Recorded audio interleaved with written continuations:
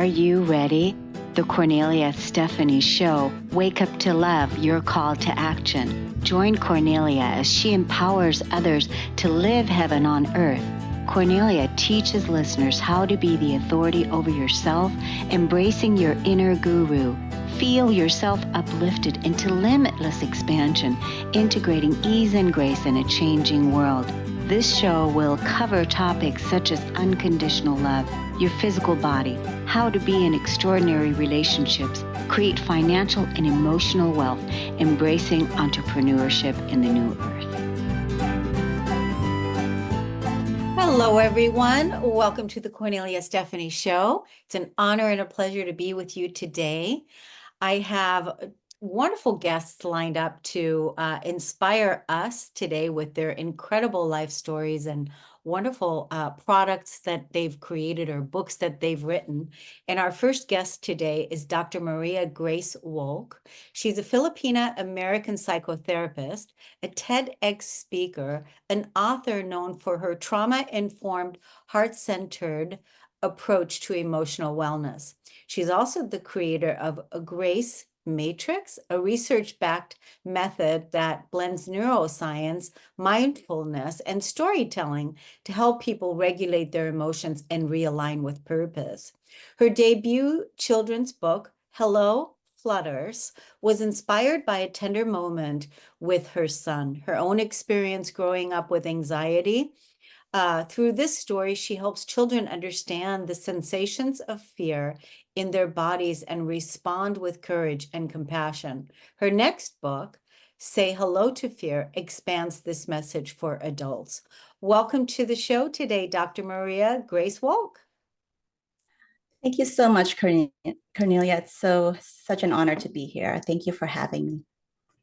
Absolutely. You know, the work that you're doing, you were, introducing you in your bio, you talked about emotional wellness, emotional regulation. You talked about, fear and anxiety, and you also grew up with anxiety. And so how it is the reason why you got into this work, is it because you wanted to heal your own emotional energies? I think every time I get asked that question, I do get, it gives me a time to kind of pause and reflect. And I do believe that, you know, there's so much healing that took place. I mean, again, growing up in two different cultures, I was born in the Philippines and then immigrating to the US and having to, try to juggle two different cultures at once, definitely left me at a place of probably feeling a little lost. And so, but that's not really it, right? Maybe it's everything kind of come together at one point. Um, gave me that anxiety, trying to find who I am and trying to understand these feelings and fear that was in my body that I kind of wish I understood when I was growing up. So yes, I think my healing journey led me to where I am today. Yeah.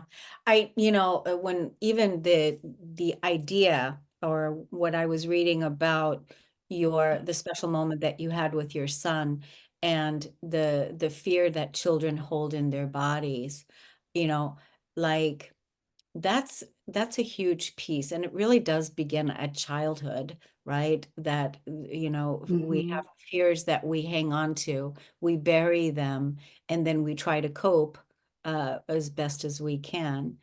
um, but talk to us more about the fear that's held in the body, what you were discovering with your son. So I think as a child, right, we don't always know yet what this feeling is, right? It's just all of a sudden our heart is beating so fast and you don't, or your stomach is aching and you really don't know what to do. You feel lost. You don't know whether you want to cry or you can't cry because everyone's there. And then there's a lot of just feeling like something is wrong with you. And then you kind of left feeling like something must be wrong with me. Why is everybody else happy? But why do I feel so scared? And then all that negative self-talk starts building up if you're not able to kind of talk about it with any of with your parents or with any adults in your life at the time. So I would say that was kind of me, like just trying to understand what all these anxiety was about, and just kind of left with feeling like I was not enough and not good enough in this world that I'm living in. And just trying to fit in and trying to belong is one of our um, uh, just our normal development. The need to belong is what we need as a child to feel safe, and when that's not there, we're always feeling threatened. And so I feel like the fear had been always there, and if I just knew how to understand it, then it would have made my life easier.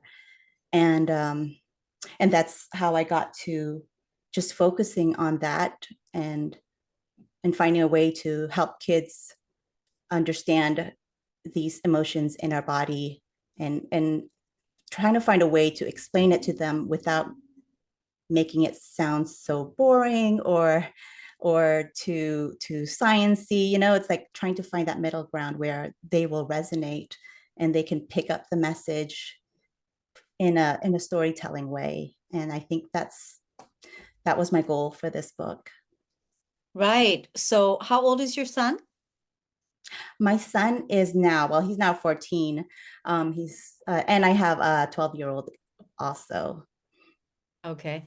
And but you were talking about a special moment that you had with your son and fear. Oh, yes, yes, yes. Okay, so the reason I focused on fear and how I discovered fear was, let me just go back a little bit into, I think the reason I wrote this book first, I'm just gonna give you a little glimpses, was because when he was in kindergarten,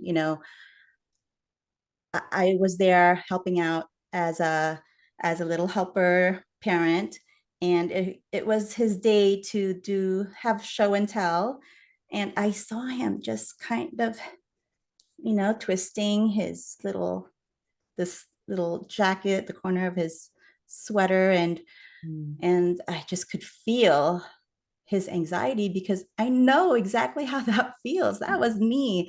And so I walked over to him. I just wanted, as a parent, you just want to take all their pain away. And I just want to sweep him up and take him home. But I didn't do that. Instead I just walked over to him and I told him, Gavin, that feeling that you're feeling in your body, that's normal. It just means it's your body trying to tell you that you're about to do something brave, and and and that you're safe and you're going to be just fine.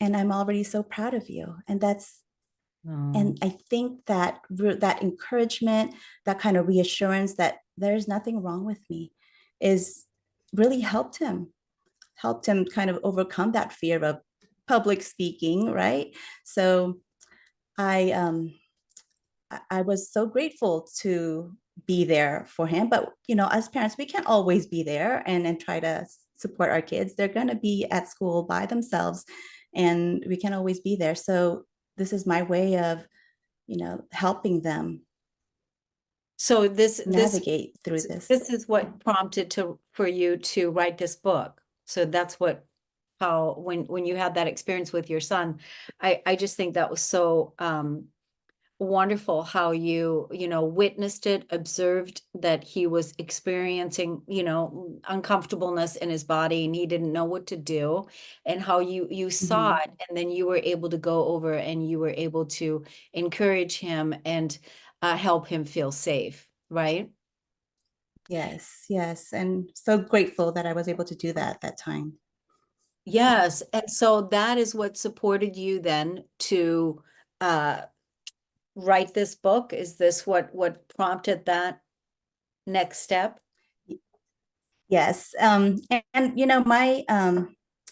my my focus on fear actually derived from an experience that I've had with my family, also my boys. Um, I'm not sure if we have time right now to share a story, or Yeah, you have time. we have. Yeah. Okay. Okay. So if you don't mind, I'd like to share this story. Yeah. Um, I'm so I'm in the ocean, right? I'm like 400 feet off the coast of Maui, and I'm having trouble staying afloat. And despite my best efforts, I keep getting hit by waves that just fill my mouth and my lungs with salt water. Mhm.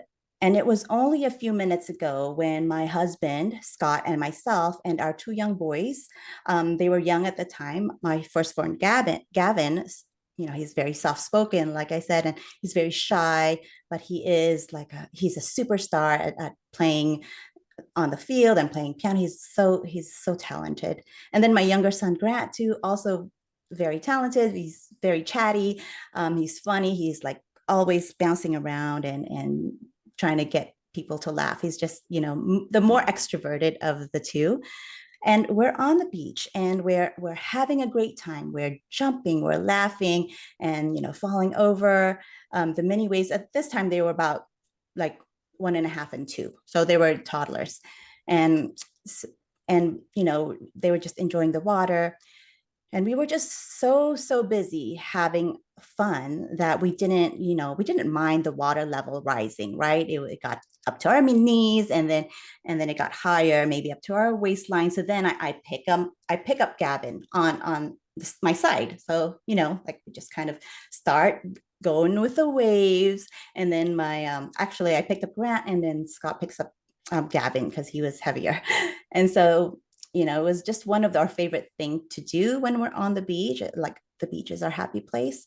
And then just having too much fun, we didn't realize that a wave creeps up from behind us, and it sweeps us 300 feet out into the sea. Wow. A riptide had gotten a hold of my family. And I was never a good swimmer, nor was I ever good at treading water. I'm just not a good swimmer, right? And trying to tread water while holding on to Grant, who, by the way, he was still smiling. We kept pretending that it was still a game.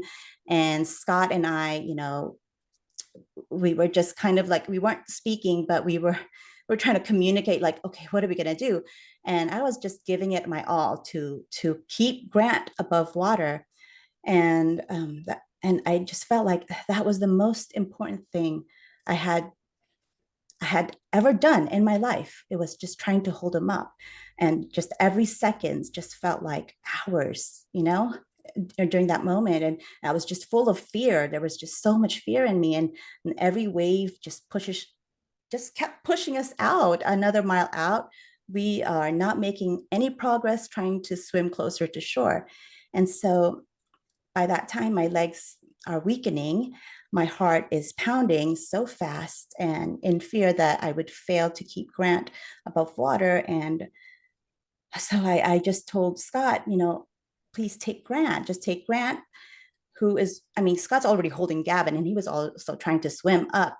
But I just knew that I wasn't strong enough to keep him up, and I don't want to pull him down. I know I'm slowing them down, and I was putting all of us in danger.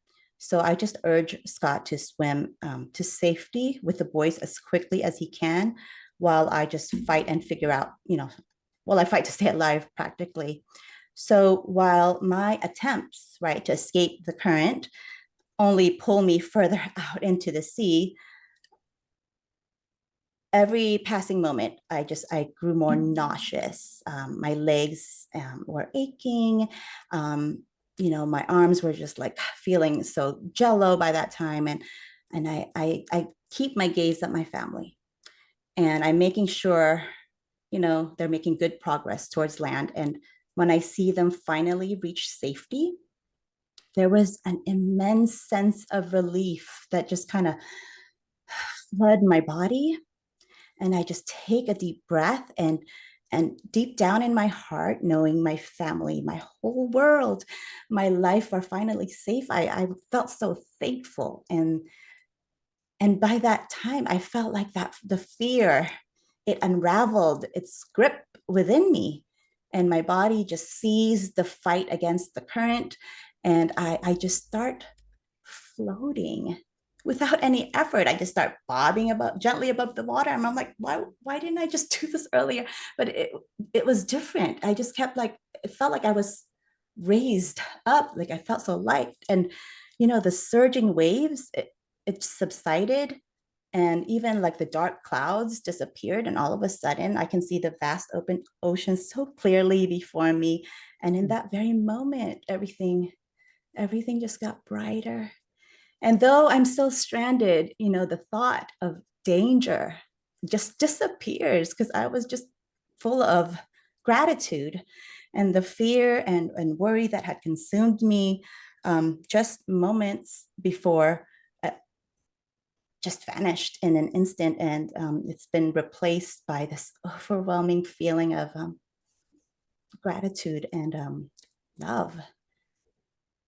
And so I take another deep breath, and then I said to myself, well, I, I guess this is how it ends. And it's strangely, I giggled like it's supposed to be funny while, still swallowing an enormous amount of salt water. I mean, I'm probably feeling like, I was thinking maybe I was already kind of intoxicated by the salt water. And then, you know, from a couple of 100 yards away, right? I'm just looking at the ocean because I'm like, I don't know, I don't have any energy to try and swim back. But then I see something bob, like something emerge from the water. And I'm thinking, oh, is that a seaweed? Or is it a seal or a shark? Oh, okay. Well, then maybe that's how it'll end. Right. And even, trying to remember this moment and trying to recall this moment of it possibly being a shark, I wasn't even afraid. There was no fear in me. It was crazy. And usually that's my biggest nightmare, is like a shark or something big in the water.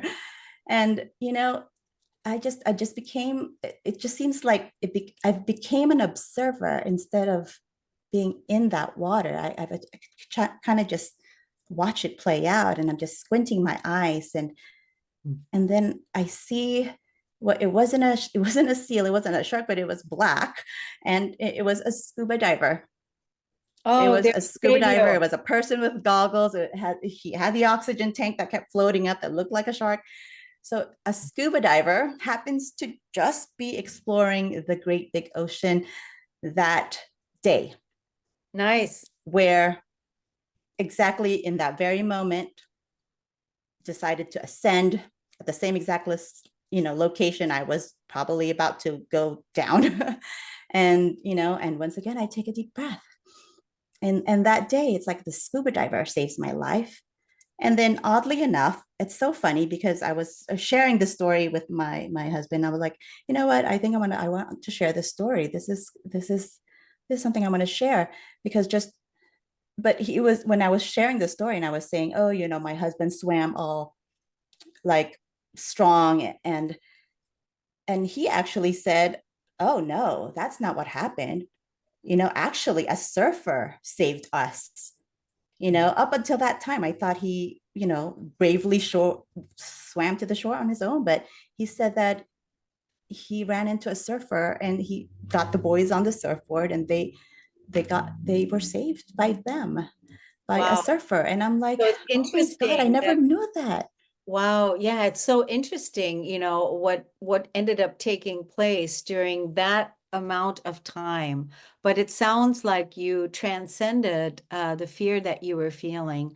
And it's amazing when you're in such overwhelming uh, space where you could be consumed with fear and drowned and whatever, but you were saved, and so was your family. It's a wonderful story. I'm sorry to cut it Yeah. short, but we Oh, no way. we have to, I want to let the audience know how they can find your book and how they can Oh, I'm find so sorry. I didn't social know media. Yeah. this was so short. Yeah. Okay, okay. Well, I do want to say that the reason for this story was I wanted to let you guys know that the fear is the riptide within all of us, right? It just can sneak up on us, but it is fear is heavy and it loves to take control, and it can probably even, make you sink. But there is actually something, two things that overpowers fear.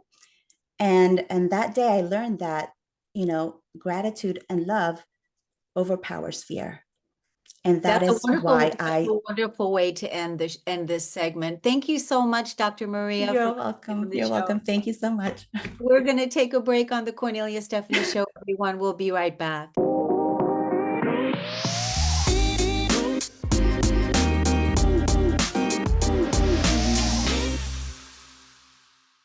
Welcome back, everyone. Thank you so much for listening and tuning into the Cornelia Stephanie Show.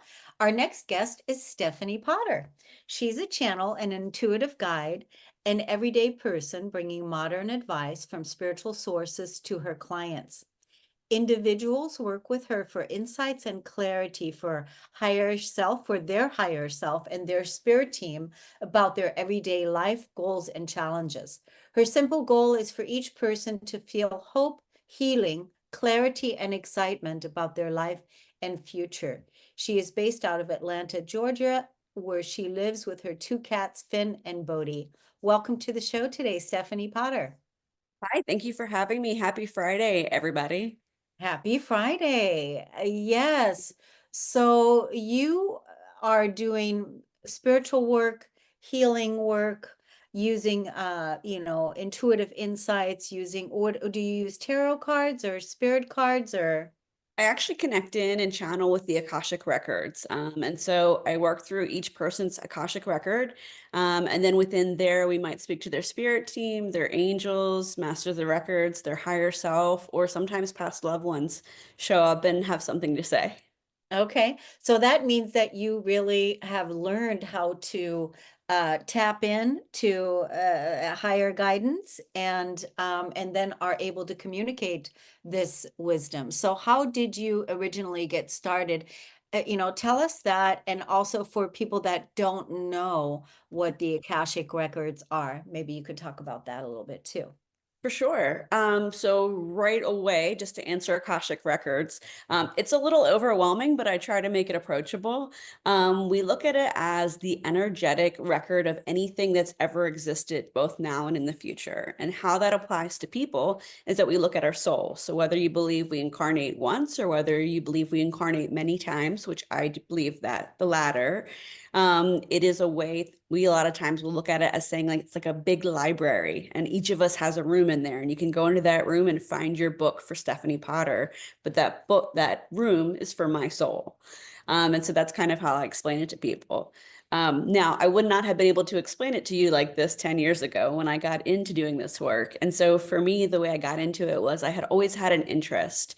And since I graduated college, and I will not age myself, but it's been about 20 years, I had been listening to metaphysical stuff. And before there were podcasts, I was listening to, John Edwards on books on tape or CD at that point, and reading all these books. But I was taking in a lot of information and not doing the work. So I would see they'd be like, oh, here's a channeling exercise. And then I'd be like, skip the page and go into the next one. And then about 10 years ago, I got laid off from a job that I had for 5 years, and got a little bit of severance money and was able to actually pay for classes. And so I said to myself, now you're going to do the work. And so I purposely picked classes where I had to have practice circles to get certified or to do the work. And that was part of it. And so that's when I started doing it. At first, I thought maybe I wouldn't have spiritual gifts. And so I looked at different modalities that were a little bit more technical, like astrology and human design, because I thought, now I know they're very intuitive, but previous me didn't know that. And so I thought, well, at the very least, I can teach myself this because it's like science, it's very technical. But then as I opened up and gave myself the chance over time, I was able to connect with the Akashic records. I took two different classes and I think they searched me out because it was one of those things where like you hear about a book or a movie and then it shows up in your life over 3 times over the next week kind of thing. So that's really how I got started in it. But, it's an interesting road over many different modalities. So how much do you enjoy doing the work that you're doing right now? I mean, to be doing work that you love, offering hope and inspiration, guidance, healing, helping people. Yeah. you know, to be really living in that creativity. So how much do you enjoy doing that work?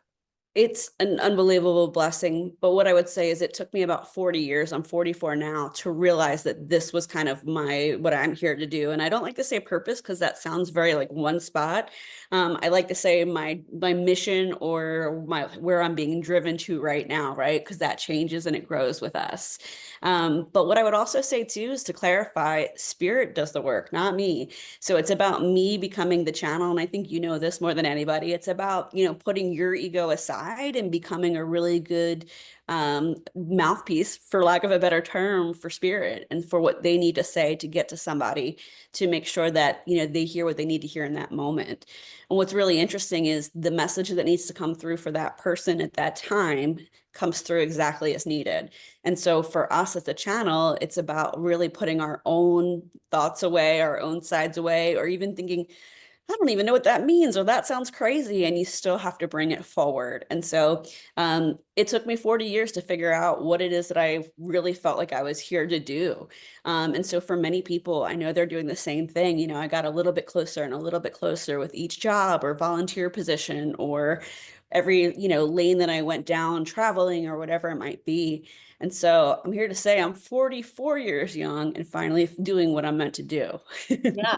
And you also had to learn, I mean, if you're doing this and you're self-employed now and you had to learn how to be, an entrepreneur in your own business, you had to learn with, putting yourself out there and making yourself available. How do people find you in today's time? Sure. So I would give you one little correction. I am not fully self-employed with this. Okay. I was laid off at the end of last year, and so I think I will be doing this part-time until I can do it full-time. Okay. If people are looking for me, the name of my company is a little bit tough, so I'm going to give you two options. The name of the company is Alcyone Akasha, and that actually came from Spirit. I knew that I wanted Akasha because I wanted to talk about and promote in a modern day what the Akashic records are, and they brought me the word Alcyone. I didn't even know what it was, and all of a sudden it was an LLC. And really what I found out afterwards is that it is a star that is in the Taurus constellation in the Pleiades. And some people say that there's an energetic, like physical or energetic place of the Akashic records on that star. It's also the brightest star in the Pleiades. And so I thought that was really powerful. And it's kind of like, one of those things that's a synchronicity. So to find me these days, the easiest thing is to find my website or my Instagram. It's stephanienicolepotter.com. You can also type in my company name, Alcyone Akasha, but that one's probably a little bit harder to find. Yeah. Yeah. Yeah. And I'm sure that, people wouldn't know how to spell it correctly. So Absolutely. And I know as a business person working in corporate America and marketing, product marketing, no less, that's like a really tough thing to have a name that nobody knows. But really what Spirit called to me and basically said, you are going to represent the Akashic records in a more modern, approachable way for people, whether they're working with you or accessing them themselves. And so, yes, that seems pretty tough. We have a back around with my name, Stephanie Nicole Potter, but it's going to take you to the same place. yeah, there you go. Stephanie Nicole Potter on Instagram, right? That too. Yeah, good. So, who are the type of people that come to you? Who Yeah, are the type of people that come to you that would want to be interested to talk to you? Like, who are they? for sure. A lot of times I end up matching with people that are in transition. And I always say it's either because, a chapter started in your life that you started. So a new job, a new relationship, a new family member, and whatever it might be. And sometimes there's chapters that start for you that you didn't ask for. And so that might be losing a job or losing a family member or losing a relationship or any of those things. And so I think that people come when, they are looking for guidance from something outside themselves. And a lot of times that guidance comes from their higher self. So when I do a reading, the first part I do, I get permission to go into someone's record before I meet with them. And I do a download directly from their higher self, their soul, whatever you want to plug in as your belief. And I get a paragraphs and paragraphs. So I do that for about 30 minutes. And then when I meet with them, we open their Akashic record together and they're able to feel that energy. And then I also will give them the download, and then they've written down questions, and I will channel the answer to those questions. And a lot of times that comes from spirit guides, angels, however, whatever your beliefs are there, but then also past loved ones that will show up when there's healing needed. Yes, I think, having a support person, having a person open that up for you, and then, getting answers can be so healing. Do you find that people receive healing when they're with you during that time?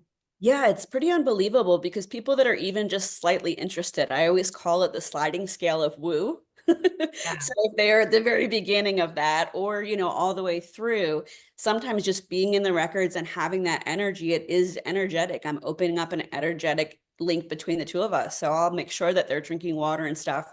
But a lot of times they'll either feel chills or that sort of thing. But then for like days afterwards, they'll say, I had a visitation dream, or I had the craziest download. And so it really just opens them up. And what I would say for everyone is that everyone has the ability to go into their own Akashic record. I'm not special. This is just something that I've learned to do. Anybody can learn to do it. And again, before anybody goes into your record, they have to have your permission. So just for education wise, I want people to know that too. Yeah, no, that's a really good piece, making sure that you don't just allow, anyone Right. access to your field, because people will take advantage of that kind of thing. And it's really of integrity to be able to say what you're saying, that, you have to ask for permission. Yeah. It's of the highest order to say that. And I appreciate you saying that. Now, I know you're working with the Akashic Records with people, but do you also channel like events, or Yep. looking into the future to seeing, You like, know, kind of still beginning to do that. Interestingly, when I first started doing this, I started working with people I didn't know, doing readings for them. And then the next step was people I actually did know years later. And then the next step was actually channeling for myself. So I think the world's my oyster as far as figuring that out. My father passed in 2017. I was able to channel him like a message for myself directly. I channeled a message for a friend who had a friend that passed away in the last 6 months. And so just starting to figure that out. And that would be channeling without having their record open and sitting with them. And so really just learning to see maybe potentially that's a possibility for me, whether we're looking at, someone that's passed, whether it's events or predictions. I tend to stay away from predictions because timelines shift so much. If something comes up in a reading, sometimes I'll bring it through, but always with caution. I really feel like feel very strongly about integrity in what we do, transparency, and then also making sure that anything I say is only going to be of hope, healing, clarity, and love. Because never a place of fear, because there are people, unfortunately, that kind of bring that through sometimes. And I like to work very differently. yeah. Um, I think this is such a healing, when we lose a loved one, it can be so devastating. It can be, so devastating. And then when we have someone that's able to connect and bring a message forth that only you and your loved one would know, or something, right? Unbelievable.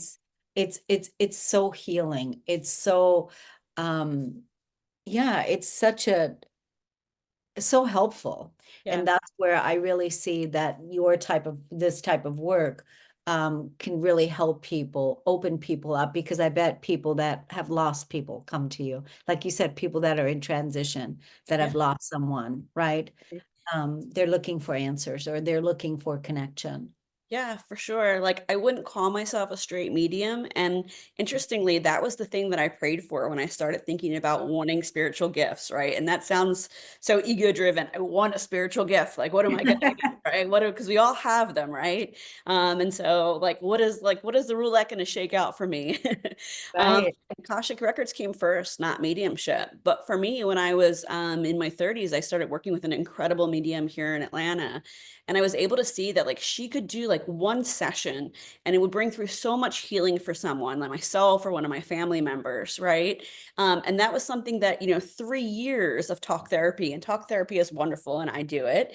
but it was just so jarring how much healing that could bring for somebody. Yeah. And so that's what I had always said to the universe. Like, if there's something that I can do to bring that much hope and healing to a person, not from an egotistical way, but in a No. way that we're all walking around with these wounds because we're here as humans to understand the whole spectrum from pain all the way to joy.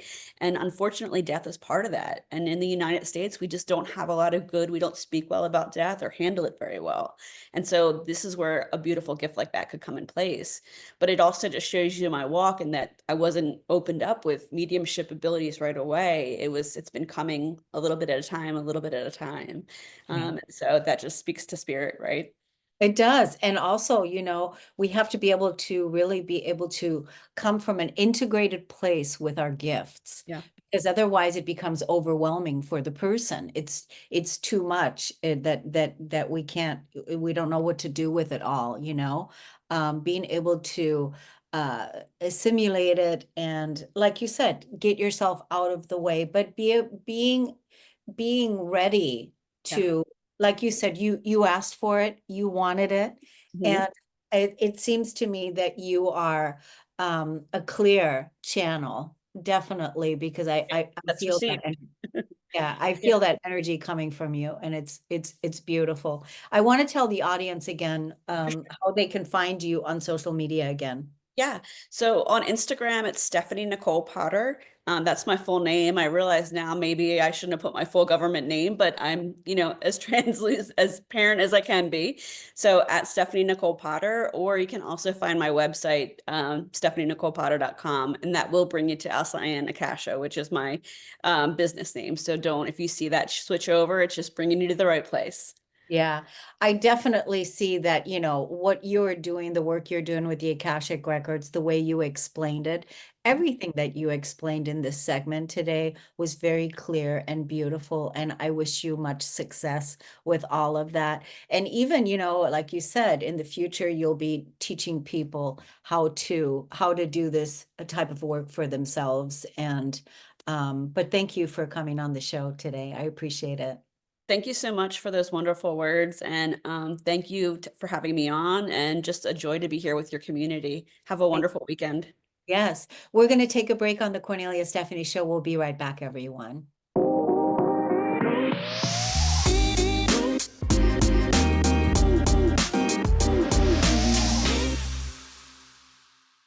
Welcome back, everyone. Thank you again for listening and tuning into the Kornelia Stephanie Show.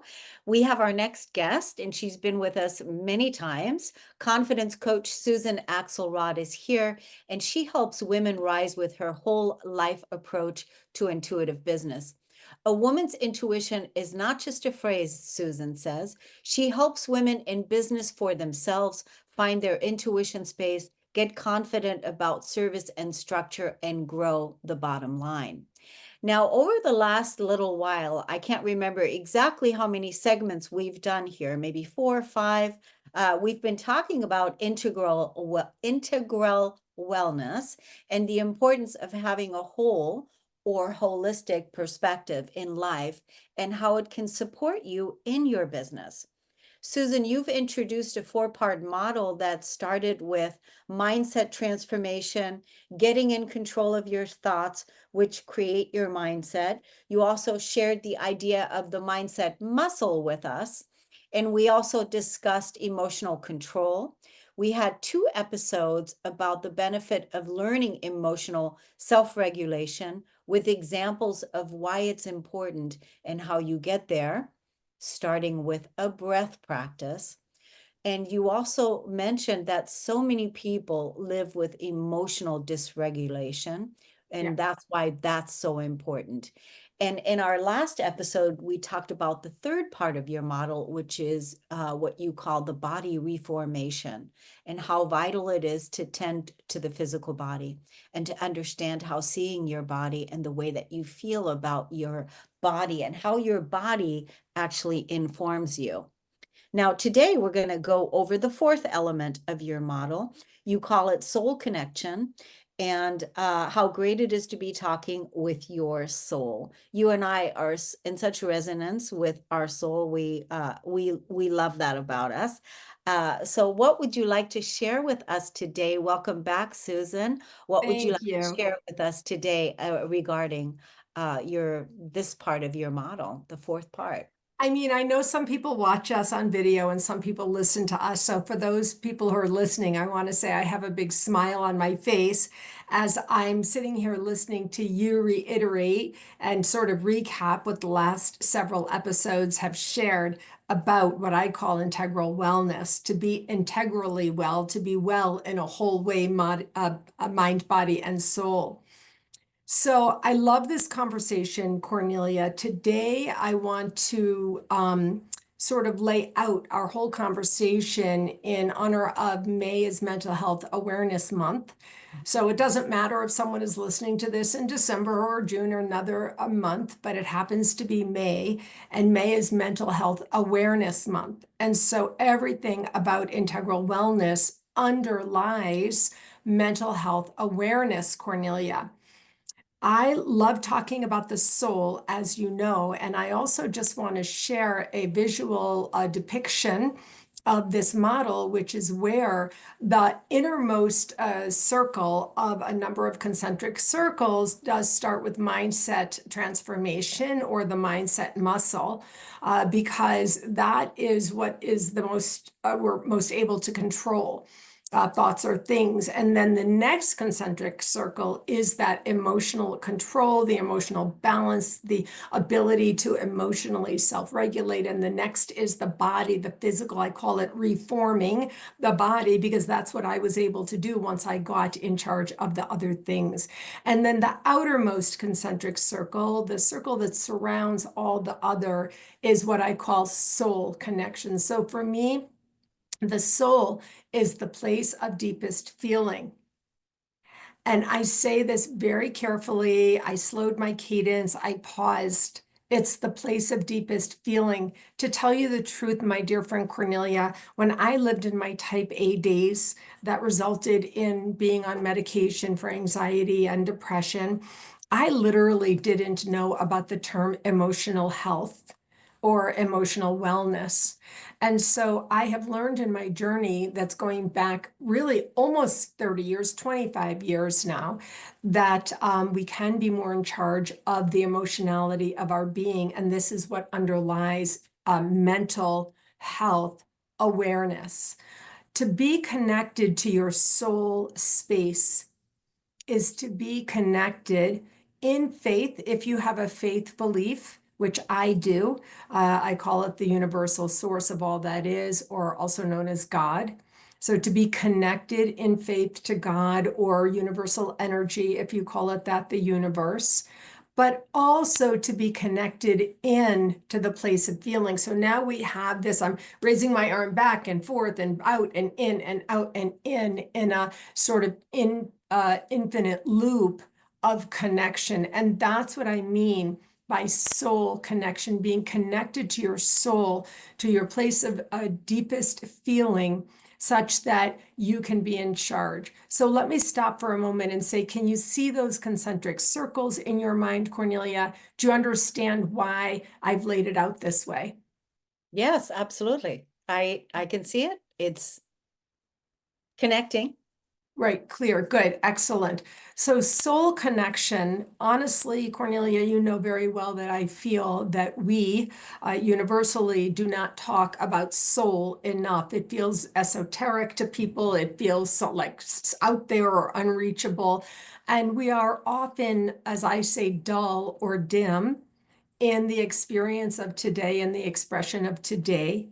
And that definitely impacts our mental unwellness, mental and emotional unwellness. Today, we're talking about integral wellness and being in soul connection with yourself, which I liken to self mastery, self leadership. Soul connection is what allows you to be more in charge of yourself.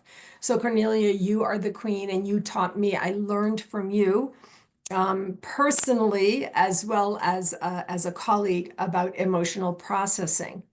The soul is what comes out of emotional processing. Do you know what I mean? Oh, yeah, absolutely. Yeah.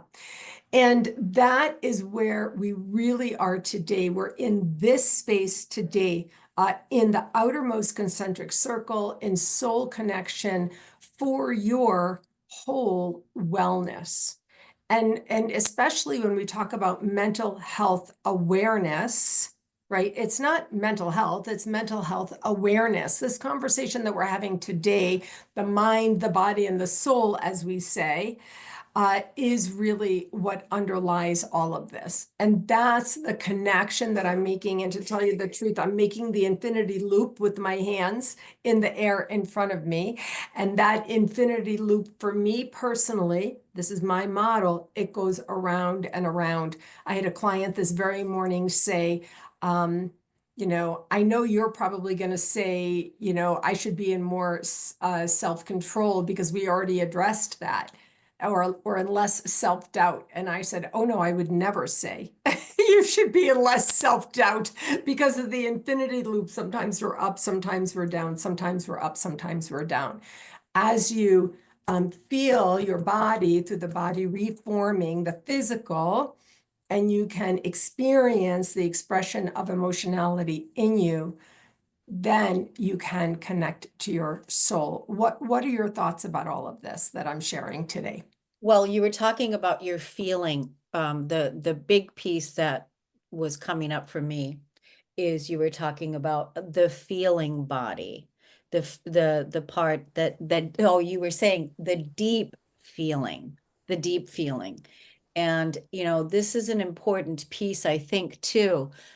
When we're feeling deeply, we are able to, and think about the feelings of feeling deeply, feeling deeply in our soul. And when we're feeling deeply in our soul and we're feeling at peace, and when we're feeling joy, and we're feeling calm, and when we're feeling happy, and we're feeling positive, and we're feeling good, those are all ways that our feeling body, the emotional body, the soul body, is in its highest expression. Yeah, exactly. And I love what's happening here. This language that you're using is yours.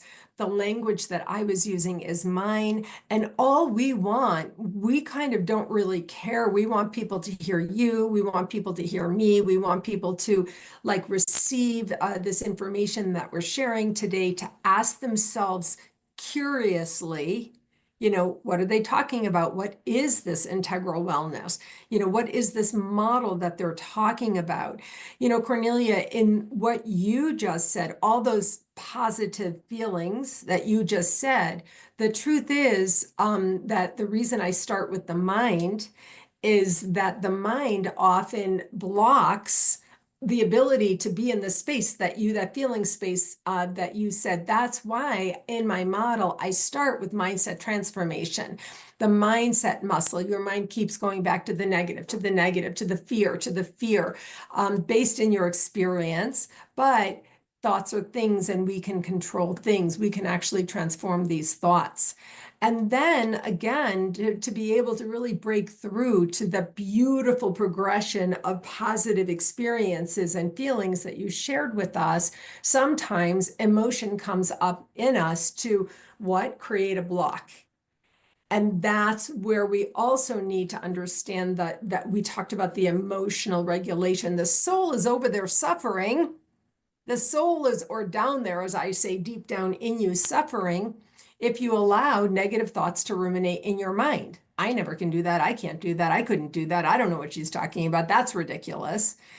And the soul is suffering if the emotion of your younger years, the emotion of your personal experience, whatever it is, the soul is suffering when you have this sort of high end or top down emotionality based on things that have happened to you, experiences that you've had in emotional control, we learn the nervous system balance.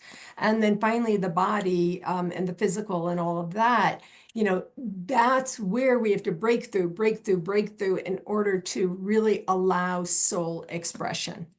Let me see if I can remember this, because back in the day, I think it was 2013, when I was deep in the emotional processing work and healing my own emotional core wounding and healing my own, thought process, mental body, physical body, emotional body. When I was deep in that, I was in the process of healing the emotional core wounding Yeah. of not feeling good enough, not being good enough, right? That was the wound. And so but I was just healing that. I was in the process of healing that. But and then through that came the realization in the journal that was written down. And this is what I said. I cannot believe that I used to have a thought, because you talked about the mental body. Yeah, I got it. I'm with you. I can't believe that I used to have a thought that was attached to an emotion, that was attached to a belief that I wasn't good enough, and that I used to act on that belief, that I used to make all of my choices and decisions based on that belief. I can't believe I used to have a thought that was attached to an emotion, that was attached to a belief that I wasn't good enough, and I used to make choices. Oh my And gosh.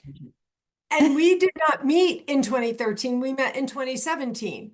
So right. we know each other then. We're having similar experiences. I have a big smile on my face again, because that is tweetable, as they say, what you just shared. And, again, we have different expressions, different experiences, but here we are, totally, you and I, in soul connection Yeah.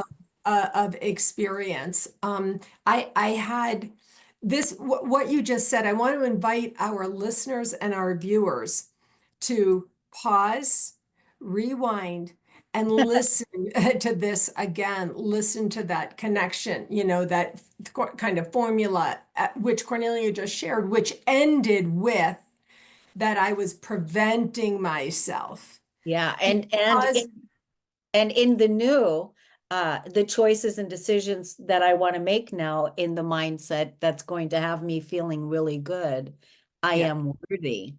Yeah. I am worthy. And so, that was part of that. And that's how all those connections you were talking about earlier were made. Susan, I love this conversation. I love how we're, bringing it all together. Now we're going to have you come back again. I think we might have you come back again. There's a few times more we're going to have We're going more. to keep this conversation going. Absolutely. And so I want to let people know, now I know that you're also on YouTube, and I want to let people know how they can find you on your social media handles as well. Yep, Susan Axelrod on LinkedIn and Facebook, and my website is called whatwillyourlegacybe.com. Easy breezy. Thank you so much, Susan, for coming on today and for Thank you, sharing this Kornelia. part of your model and this wonderful healing conversation. I always love it when we come together to share our wisdom, and that's what we're here to do. And may it support those people that are ready to receive this message. Thank you so much. And thank you, audience, for listening and tuning in. We're going to see you again next week. Take good care. Have a wonderful weekend. You've been listening to the Kornelia Stephanie Show, Wake Up to Love, your call to action. Tune in each week on Transformation Talk Radio. Kornelia's joy is to engage others in practical ways, showing us how to live in the new earth in harmony with our true nature. For more information on Kornelia and her extraordinary work, or to listen to past shows, go to her website at korneliastephanie.com.